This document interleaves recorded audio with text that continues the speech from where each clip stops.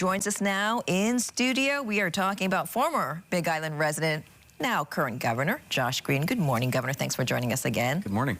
Before we get to some other topics, let's go ahead and talk about Calvin making its way to Hawaii. Talk about how the state is prepared, and also, do you have any more to add in terms of if schools on the Big Island and parks will be closed? Sure. So it's still a tropical storm, which means sustained winds of about 70 miles per hour. We're expecting that to weaken as it goes over colder water. When storms like this go over water that's 27 degrees Celsius or less, they weaken. So we're expecting that as it comes under kind of the southern part of Big Island around 2 a.m. on Wednesday morning. But we're in constant communication with the mayor, who is terrific, Mayor Roth, and all the other mayors. It's first going to come by Big Island, so we'll see. We get updates very frequently. Today at 8 a.m. we should have some more information. At this point, we hope it will be just a tropical storm and not a depression, not a tropical storm. We're hoping as it weakens. That would be sustained winds more like 40 miles per hour. But be careful out there, because we could get up to 7 inches of rain. There could be flash flooding. Be very careful. Expect there to be impact from this storm. And do you know if they will close schools and parks yet? Don't know yet, because if it's just a tropical depression, then we may not need to. That would be a decision, I think, that will be finalized tomorrow, Tuesday, even though we like to be ahead of these things. This does not look like a terrible hurricane, but it is still a pretty significant storm, so people should have some supplies, have water at home, 14-day supply, all those good points that we always make, have food around, because we could get locked in if there's mudslides and other things. And medication as well. Yeah, 14 days of medication, 14 days of water, food, and don't drive over open, free water that you see. You never know how deep it is.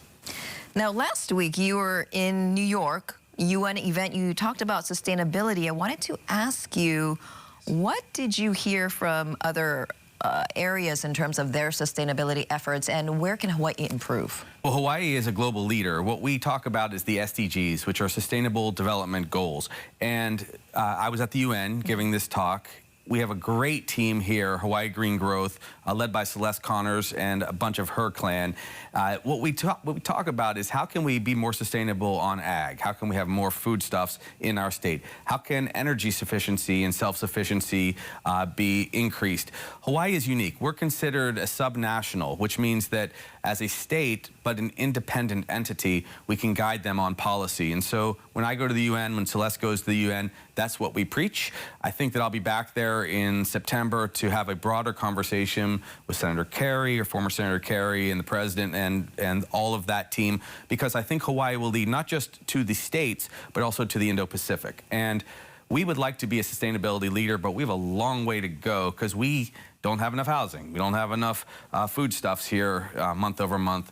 There's lots of work to do. So although we can be a leader, does it also hurt us being kind of isolated in the middle of the ocean?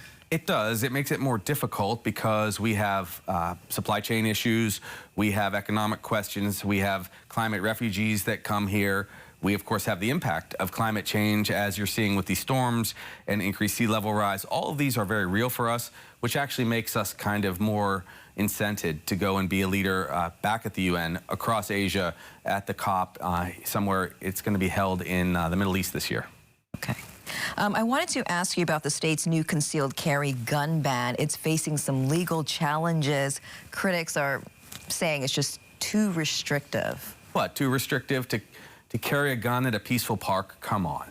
You know, near our schools? Come on. Guys, please don't do that. Don't carry guns out in public places. Someone's going to grab your gun and shoot you and shoot other people, or some other tragedy will occur. We have the safest state as far as gun violence goes. Let's keep it that way. Of course, we'll play this out in the courts if we have to, but I'm going to continue to be very careful with guns, because you've seen some extra gun violence between gangs. You saw that tragedy with Anna, where she was an accidental victim of a gunshot wound to the head. I mean, this is not what we need, and you see more gun accidents when you have too many guns out in public. Later today, you are doing an emergency proclamation signing. Can you talk more about that and how it's going to affect housing? Yeah, this is probably the biggest thing we'll do this month. So I will be announcing an emergency proclamation on housing this afternoon. What it does is it brings a lot of the processes that go too slowly to build houses internally. So we're going to suspend some laws, but be very careful about the environment. We're going to suspend some laws so that we can build. We'll have a committee, a special committee. It's called Build Beyond Barriers, run by our housing directors. What it does is it allows us to get housing going. Right now, there are 44,000 units kind of in the pipeline, but they're stuck. There's another 12,000 units that haven't yet really started, which we can kind of accelerate. We need 50,000 units of housing. That's about 10,000 units a year just to catch up.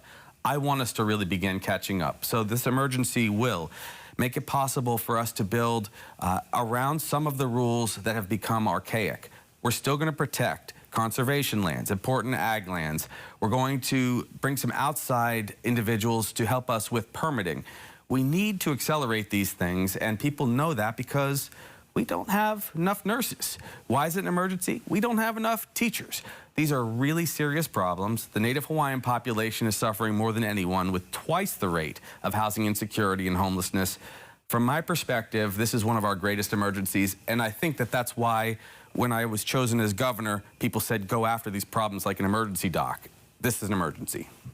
Can you be more specific about speeding up the permitting process? People are wondering, well, what does that mean? Like speed up by 1 or 2 months, speeding up by years? And also, can you give us one more nugget about how you're going to do that? Are you going to eliminate one whole level of what they have to do or one kind of requirement? Well, multiple levels. We will be addressing the historic preservation laws so that you know, everyone's house now, it's practically over 50 years. We're going to be mindful, but still move past some of the impediments towards building. We're going to bring third-party reviewers in.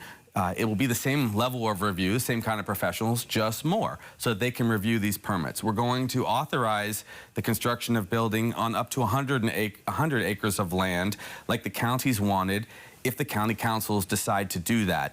These are big changes. And it will be for about a year, the emergency proclamation. That's my intention, to get all of these projects going. We'll have a ton of transparency, reviews, website information constantly updated, people on the committee.